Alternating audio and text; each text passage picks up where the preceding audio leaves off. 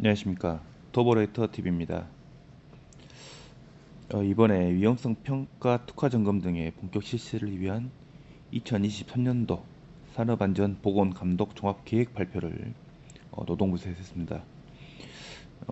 23년 1월 31일 자로 이렇게 고용노동부에서 2023년도 산업안전보건감독 종합계획을 발표하고 중대재해 감축 로드맵에 따라서 사업장의 자기규율 예방 체계 구축 지원을 위한 유용성 평가 특화 점검 등을 본격적으로 실시한다고 이렇게 발표했네요.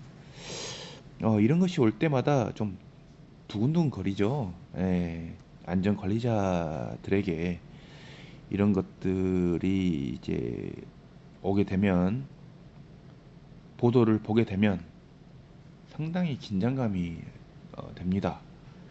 그럴 수밖에 없죠. 이 책임이라는 것이 엄청나게 막중하기 때문에 상당한 심적인 압박이 오는 건 사실입니다.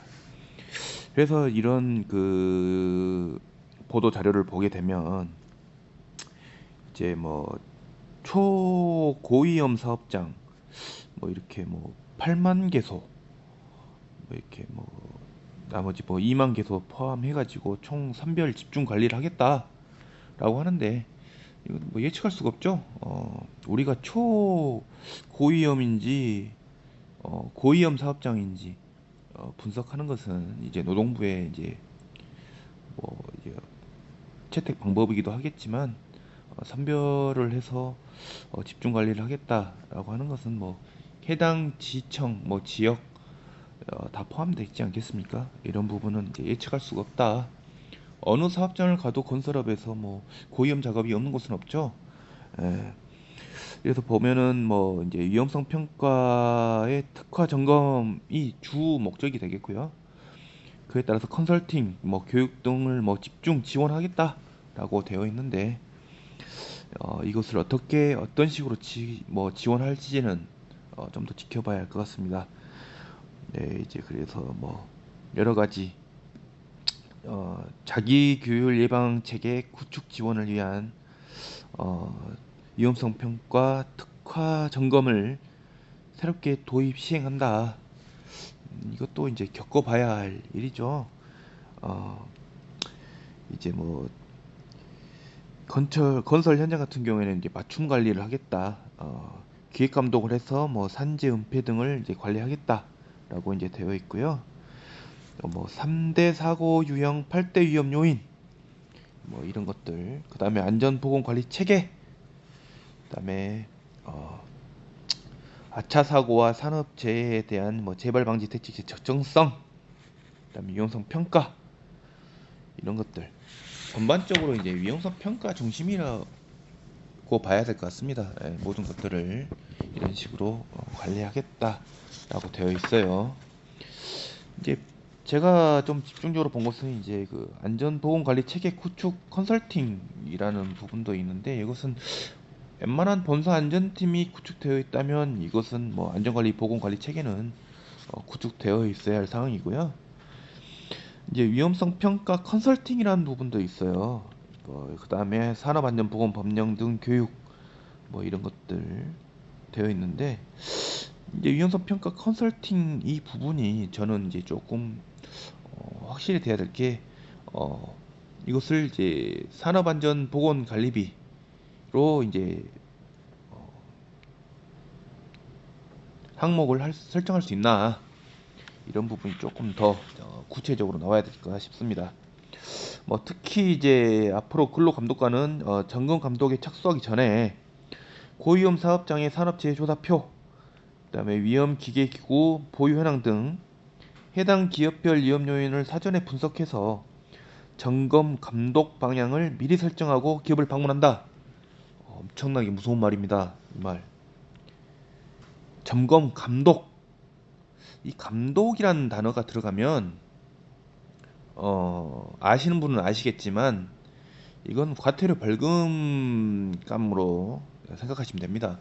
감독이란 단어는 즉 과태료 벌금을 부과할 부과하겠다. 기획 감독해서 부과하겠다라고 생각을 하시면 될 것 같아요.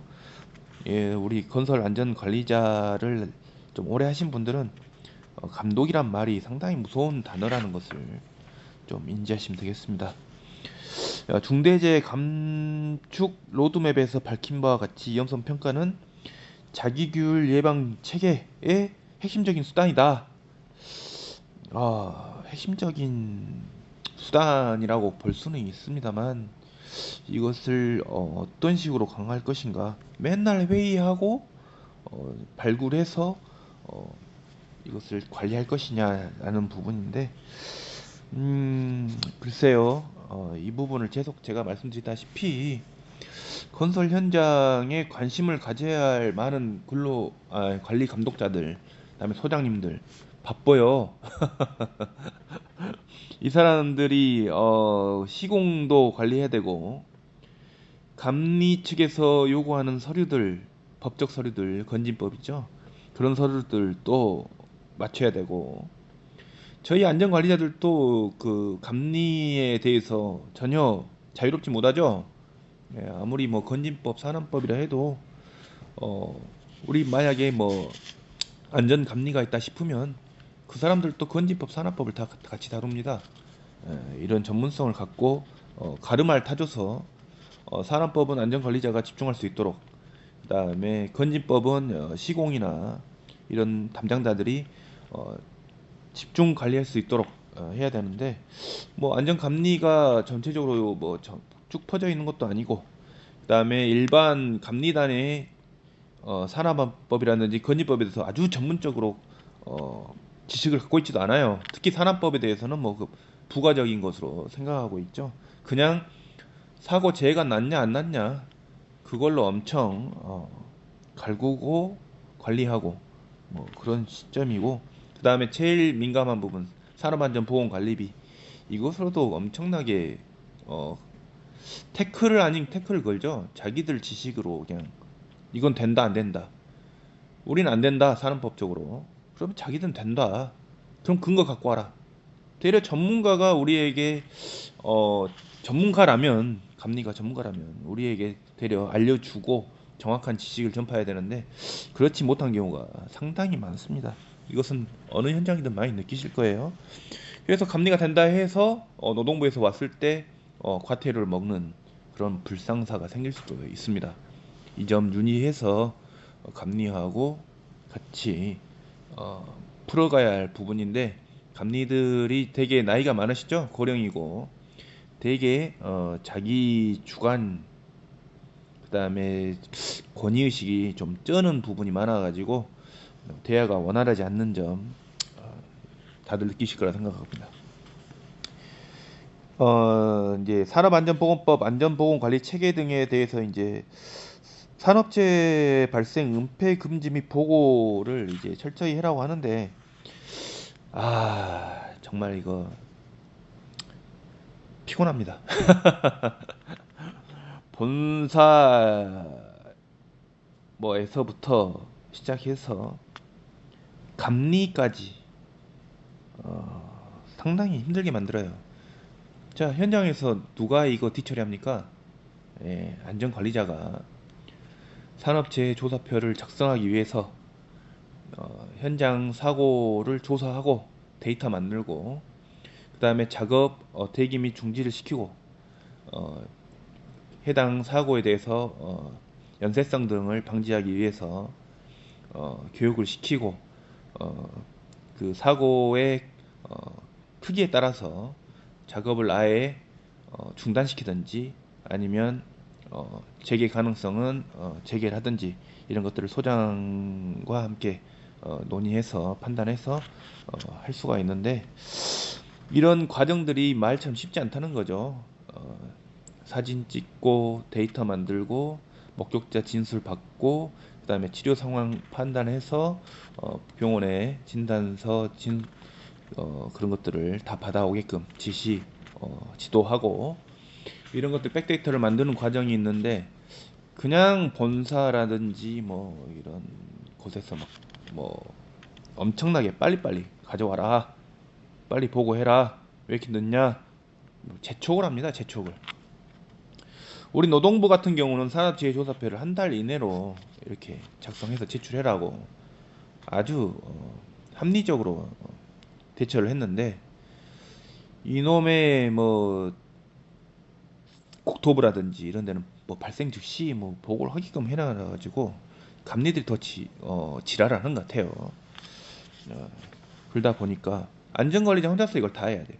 CSI 같은 경우는 이제 공사 관리자 뭐 이렇게 사람들이 다 파악된 다음에 같이 입력을 하든지, 정 바쁘면 안전관리자가 넣어줄 수 있는데, 제일 중요한 게 뭐예요? 지금 제가 이때 그건 이야기한 게, 여지껏 이야기한 게 무슨 부분입니까? 제가 백데이터를 만들고 있다는 거죠. 그 다음에 진술서를 작성하기 위해서는 재해자라든지 재해자 목격자, 그 다음에 관리 감독자, 이런 사람들의 진술을 직접적으로 받아야 돼요. 그 다음에 맞춰야죠. 맞는지 안 맞는지, 누구는 이 말을 하고 이분은 저 말하는데 누가 맞는지 사실 유무를, 사실관계를 확인해야 된다는 겁니다. 그런 부분을 누락한 채 뭘 보고를 빨리 해요. 정말 깝깝한 짓거리를 하고 있는 게 아닌가, 저는 조금 안타깝다는 생각을 하고 있습니다.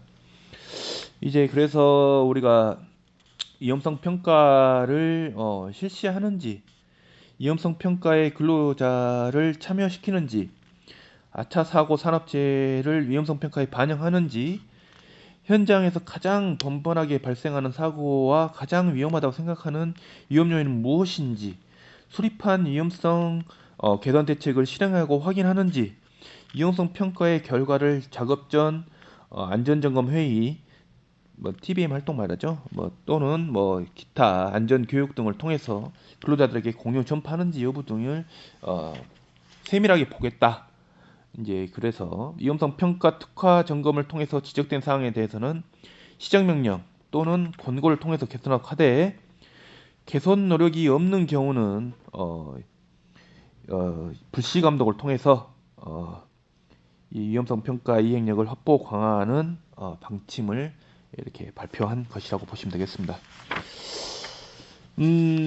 저는 이 보면은 상당히 이 특별 감독 같은 경우는 이제 중대 재해가 발생했을 때죠.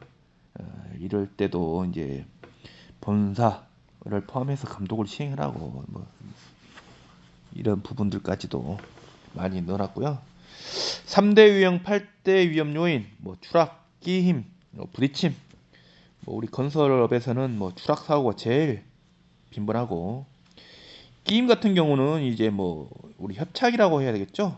예전에 옛날 같은 경우 용어는 협착이었습니다. 협착 사고. 그다음 부딪힘, 충돌이죠. 충돌. 뭐 이런 사고는 빈번하게 일어날 수도 있고, 본의 아니게 일어날 수 있는, 한 번씩은 일어날 수 있은, 일어날 뻔한 아차 사고, 이런 것들이 다 포함된 그런 내용들이겠습니다. 그래서 3대 사고 유형, 8대 위험 요인은 만약 중대재해가 발생할 경우에는 무관연 원칙도 적용한다.